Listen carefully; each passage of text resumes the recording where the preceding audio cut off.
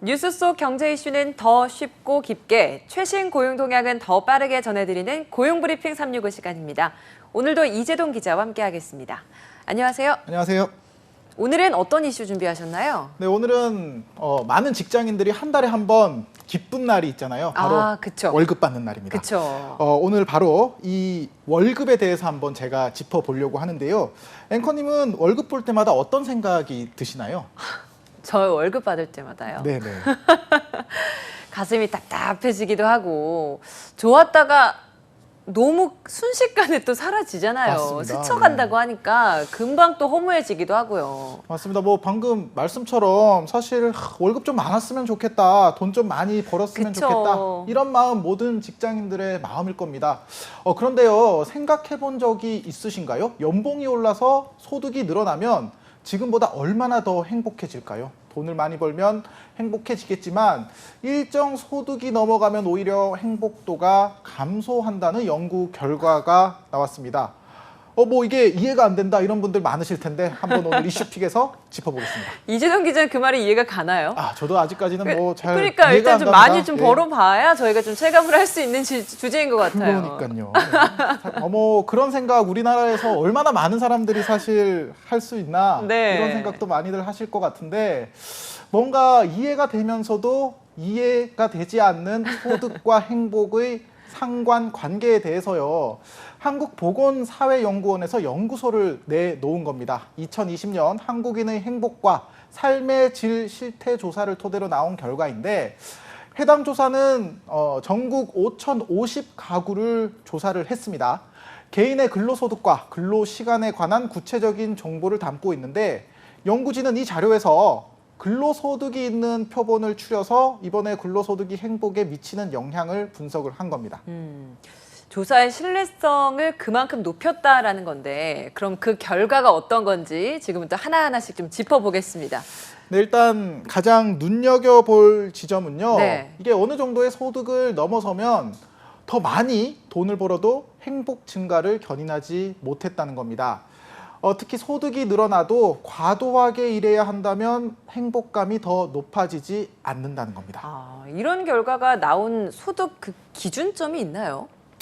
네, 평균 근로소득이 1,100만 원이 될 때까지는 소득 증가가 행복 증대로 이어졌습니다. 그러나 월소득이 1,100만 원을 넘어서면은 그보다 더 많은 돈을 벌어들여도 행복 수준이 감소하는 영향을 보였습니다. 바로 근로시간이 늘어나서입니다. 그렇죠. 근로소득과 근로시간, 이게 서로 영향을 줄 수밖에 없는데, 고용의 안정성과도 혹시 연관이 되는 결과도 있었나요?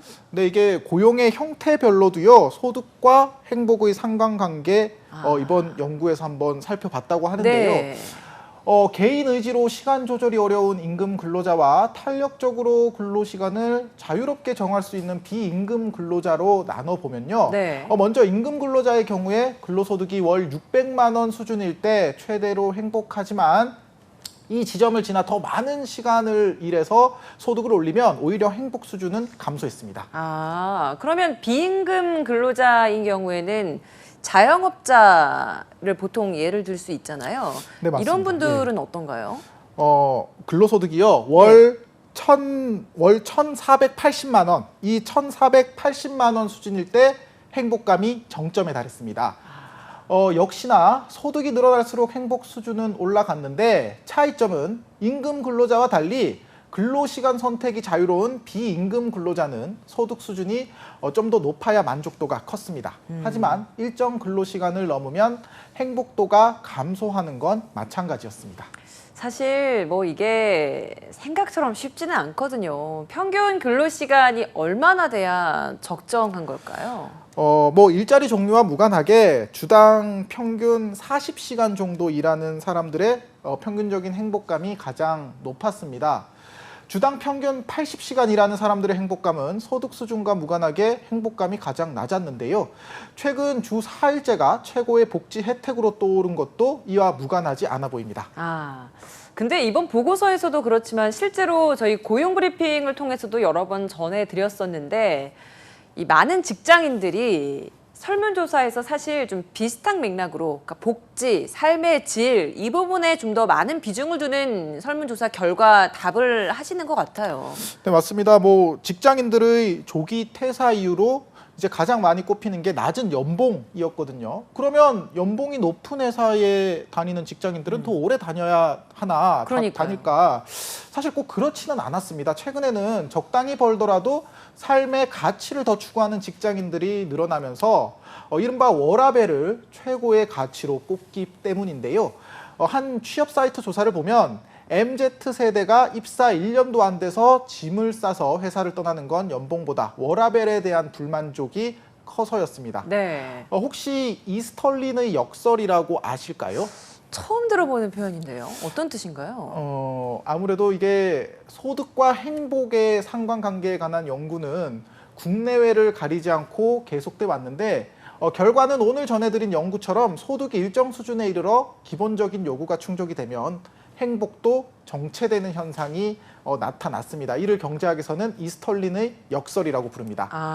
1974년 미국 경제학자인 이스털린은 1946년부터 1970년에 걸쳐 전 세계 30여 개 나라에서 설문조사를 시행을 했습니다.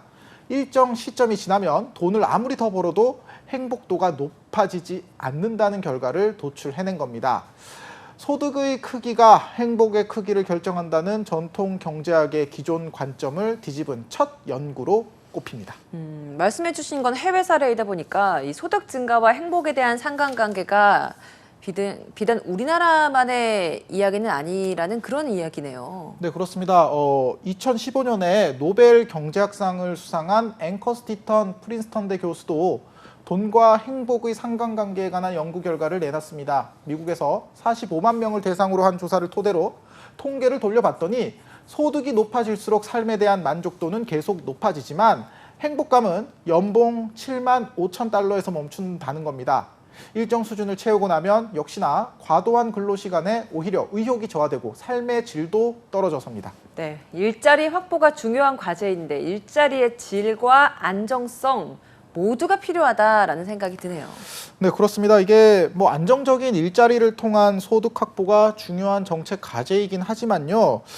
이렇게 소득을 확보하는 것만이 능사는 아닌 겁니다. 소득 보장과 더불어서 적정 시간 일하고 충분히 쉴 수 있는 사회 제도적 환경을 만드는 것 또한 국민의 행복을 높이는데 필수적이라고 볼 수 있습니다. 네, 한컷 이슈도 짚어보겠습니다. 오늘 한컷 이슈는 어떤 소식인가요? 네, 요즘 IT 업계의 구인난 심각하다는 소식 전해드렸었는데요. 우수 인재를 계속 회사에 묶어두기 위해서 업체마다 복지 혜택도 다양해지고 있습니다. 직원들이 희망에 따라 휴가비와 함께 휴가를 가거나 또 동료들과 함께 해외여행을 갈 수 있는 혜택도 등장을 했습니다.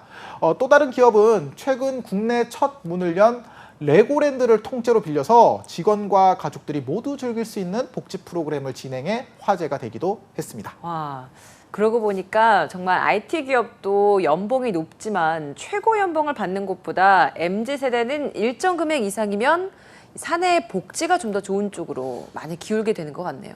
네, 그렇습니다. 인재들을 최대한 많이 확보를 해야 하는 회사들로서는 기업들의 사원 복지 규모와 형식도 바꾸고 다양화하고 있습니다. 특히 평생 직장 개념 자체가 요즘에는 사라졌다 보니까 더 즉각적이고 단기적인 파격 혜택이 많아지고 있다고 합니다.